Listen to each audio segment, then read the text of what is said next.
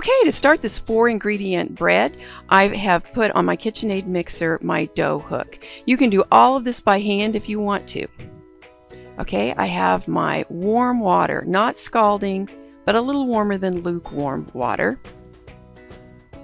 That's 2 2/3 cups.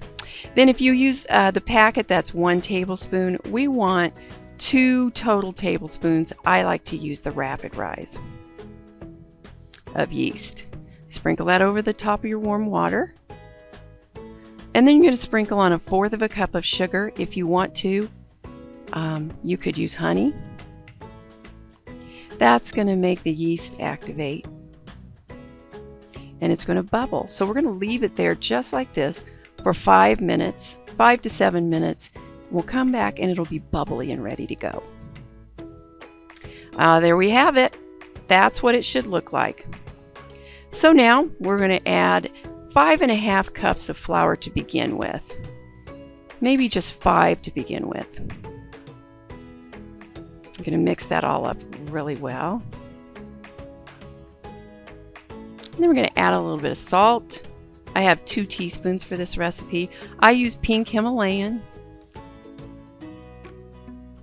Doesn't matter though. And then when I see that's mixed in nicely, then I'll put my last cup of flour. So we're going to have 5 1/2 to 6 cups total.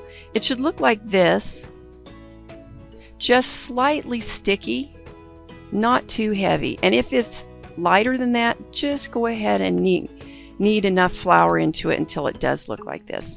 So now we're going to knead it. If you've never kneaded bread before, you want to get your hands covered with flour. And you're just going to keep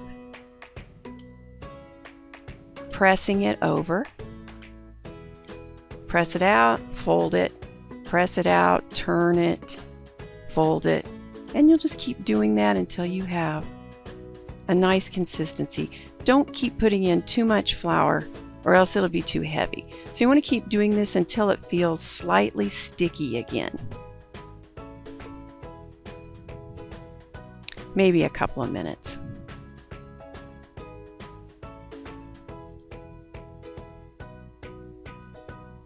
Okay, then I'm going to roll it slightly under. That's the way it should look. Pat it. Should feel like a soft baby's bottom. Okay, then if you don't have a crock like this one, just use any large bowl, but you have to leave enough space for it to double in size. Be sure to spray it. You will be upset if you don't. Now, since I've sprayed it on the bottom, I want it soft on top. I don't want it to dry out, so I'm going to put the top down first, flip it over, and then while it's doubling, it'll still be soft on top. Cover it with a towel. Come back when it's double, about an hour probably. Ta-da! Here it is. Ah, it jiggles. That's the way it should look. That means it has a lot of air in it and it's going to be nice and light. Oh, punch it in the middle and watch it fall. Ah, that's always the funnest part. Now this recipe makes 2 loaves, but I'm going to do 1 loaf and 1 pan of dinner rolls.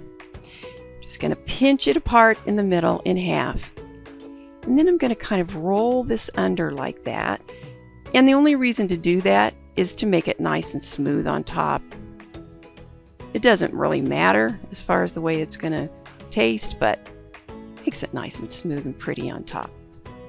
Okay, you're going to go ahead and put that in your loaf.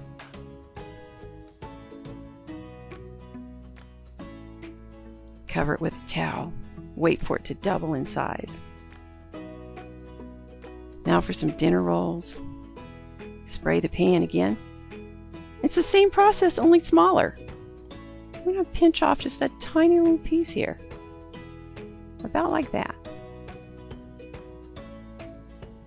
And turn it under to make the smooth tops. Pinch it on the bottom.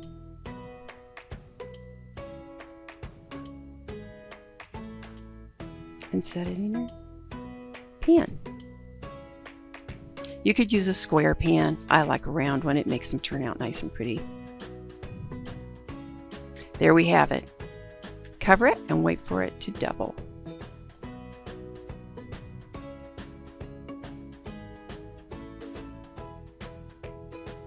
They've both doubled in size now, and so we're going to put it in the oven.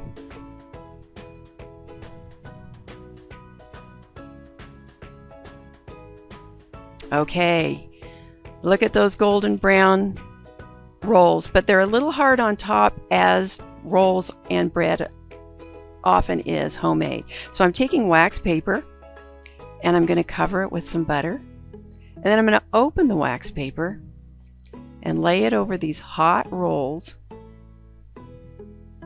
for about 5 minutes, and that should soften it.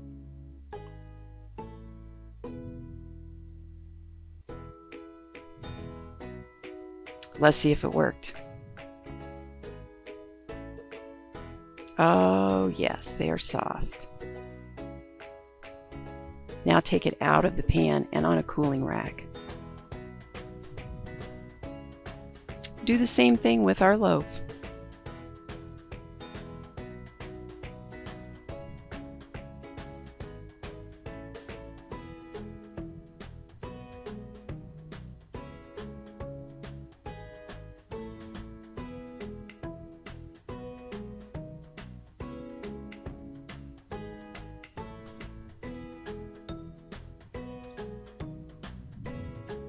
Okay, now the moment of truth. Oh, let's slice it open and see.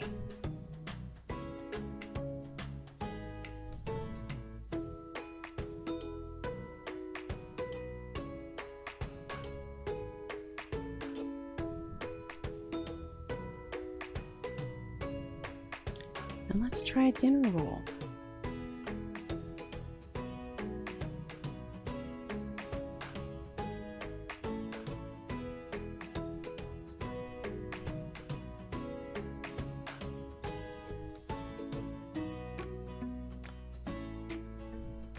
I use the same basic recipe for cinnamon rolls, herb bread. Just throw in your favorite herbs.